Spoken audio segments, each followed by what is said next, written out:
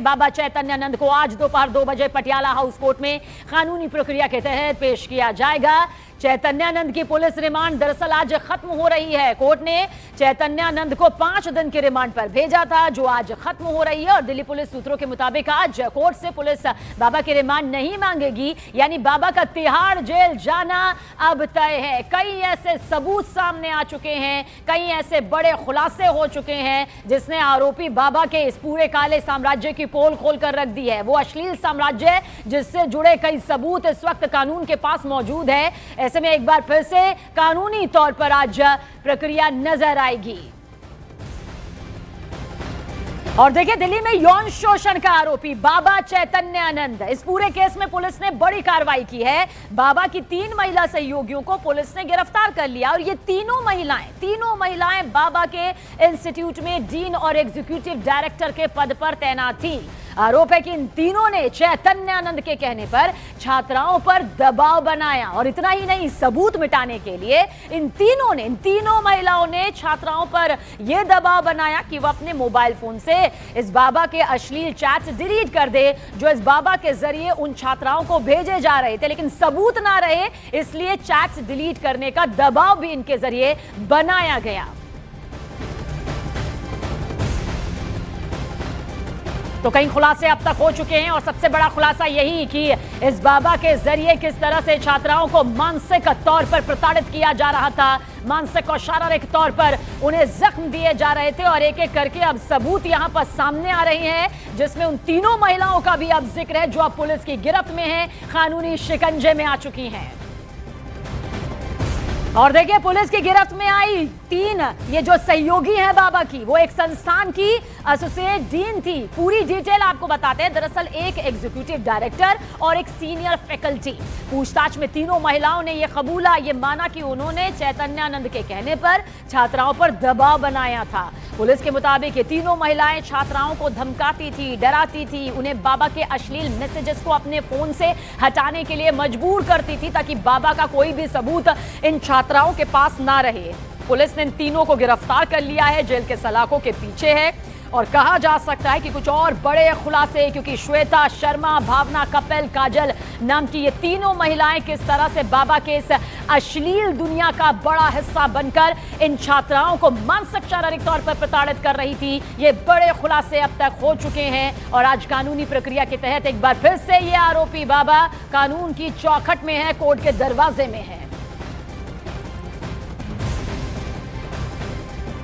और इस बीच बाबा की इस लेडी ब्रिगेड पर जो गंभीर संगीन आरोप लगे हैं वो ऐसे ही नहीं है, बहुत चौंकाने वाले खुलासे हैं। आरोप है कि बाबा की लेडी ब्रिगेड, जिनका जिक्र हमने यहां पर किया है, जो 3 नाम सामने आए हैं, शामिल तीनों महिलाएं इंस्टीट्यूट की छात्राओं और बाबा के बीच की कड़ी का यहां पर काम किया करती थी। और बाबा की जो लेडी ब्रिगेड की सदस्य है, टारगेट ये था कि बाबा तक ये छात्राएं पहुंचाएं और ये काम करती थी। यानी कि जिन छात्राओं पर बाबा की नजर होती थी, गंदी नजर होती थी, उन्हें ये लोग कन्विंस करती थी, मनाती थी। बाबा तक टारगेट को पहुंचाने की कोशिश इन तीनों के जरिए की जाती थी। और ये जो प्रोसेस रहता था, अगर बात बिगड़ जाती थी, यानी कि कोई छात्रा इससे नाराज हो जाती थी, तो ये लोग छात्राओं को डराती थी, धमकाती थी। आरोप यह भी है कि बाबा की यही लेडी ब्रिगेड ने सबूत मिटाने के लिए छात्राओं के फोन से बाबा के मैसेजेस डिलीट करवाए, ताकि सबूतों की बिना पर बाबा पर कोई आंच ही ना आए। इसके अलावा आरोप यह भी है कि ये लोग छात्राओं को झांसा देकर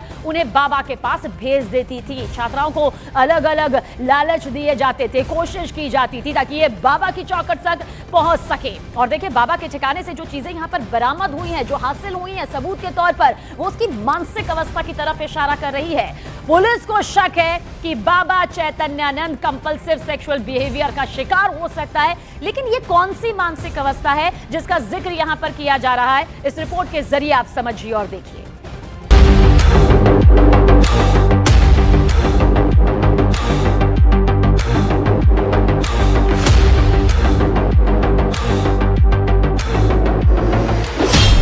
पाखंडी को चैतन्यानंद सरस्वती कहें या फिर पार्थ सारथी, नाम भले ही अलग अलग है, लेकिन इसकी काली करतूतों की हकीकत ने इसकी असल पहचान उजागर कर दी है।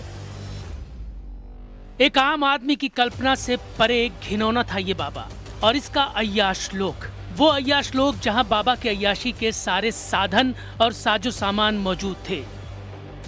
बाबा चैतन्यानंद का मठ, जिसके बारे में लोग ये समझते थे कि यहाँ होनहार छात्रों का सुनहरा भविष्य तैयार होता है, वहां से पुलिस ने सेक्स टॉय बरामद किया। पुलिस ने पोर्न वीडियो की सीडी भी बरामद की है। इन सारी चीजों की बरामदगी के बाद सवाल उठ रहा है कि धर्म कर्म का काम करने का दावा करने वाला ये बाबा इन सारी चीजों का क्या करता था।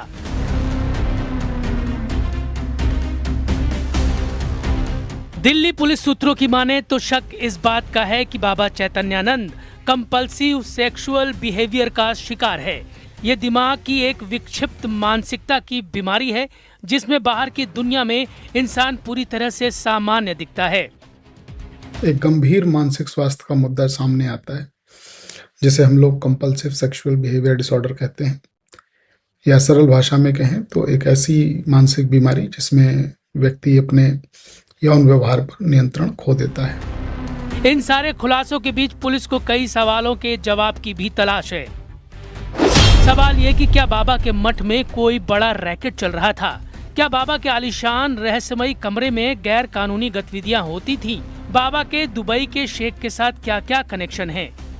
बाबा के 3 अलग अलग मोबाइल फोन में सैकड़ों विदेशी नंबरों का भी खुलासा हुआ है, जिसकी पुलिस जांच कर रही है।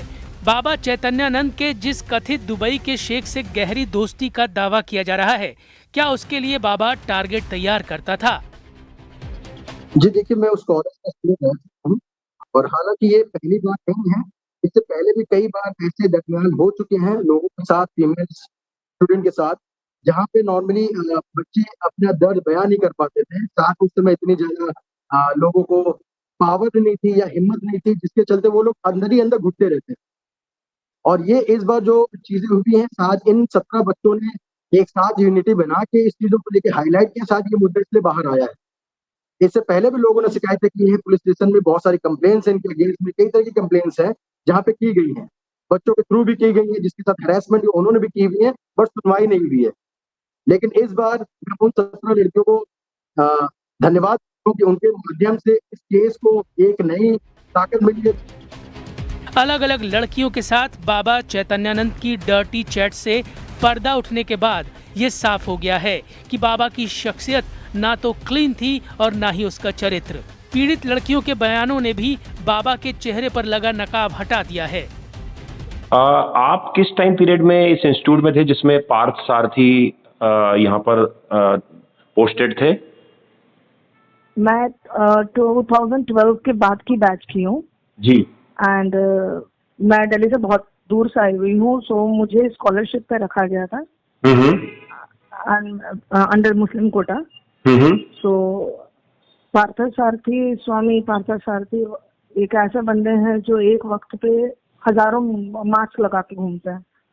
तो मुझे स्टार्टिंग के डेट से ही बंदे का नेचर तो पता है, वैसे नहीं चला था। खैर एक हफ्ते के बाद मुझे पता चला जब गीतांजलि और भावना जो उनके राइट हैंड है, उनके थ्रू ही मुझे पता चला कि that he is interested in me. Indirectly पता चला था क्योंकि मेरी तबीयत खराब हुई थी जी। एंड उन्होंने मुझे अपने कॉलेज का रेपो बचाने के चक्कर में, या जो है व्हाट्सएवर, उन्होंने मुझे गुड़गांव के किसी पारस हॉस्पिटल में मुझे भिजाया just to have a checkup, जहाँ मेरा कोई ट्रीटमेंट नहीं हुआ। डॉक्टर ने मुझसे इतना ही पूछा था कि आपकी तबीयत कैसी है। उन्होंने थर्मोमीटर मुंह पे दिया, बोला कि आप ठीक हो, आप घर जा सकते हो। जब मुझसे पूछा गया कि क्या हुआ ट्रीटमेंट में, तो मैंने उनको बताया मुझसे यही बात हुई थी और कुछ नहीं हुई है। उस बेसिस में स्वामी जी ने मुझे यही बोला कि तुम्हारे लिए मैं इतना कर रहा हूँ, तुम मेरे लिए थोड़ा कुछ सोच नहीं सकती हो, you have to think for me. तो उन बातों से मुझे लगा कि मे बी शायद मैं इतने दूर से आई हूँ and he might be very much caring for me. Nevertheless उसके बाद चीजें बढ़ते गई, जहाँ वो मुझे कैमरेस के थ्रू नोट करते गए। उस कॉलेज में 25 बच्चे होंगे, 5 टीचर्स होंगे, फैकल्टीज होंगे, तो हजारों कैमरेज होंगे जहाँ से वो मुझे मॉनिटर करते ही थे।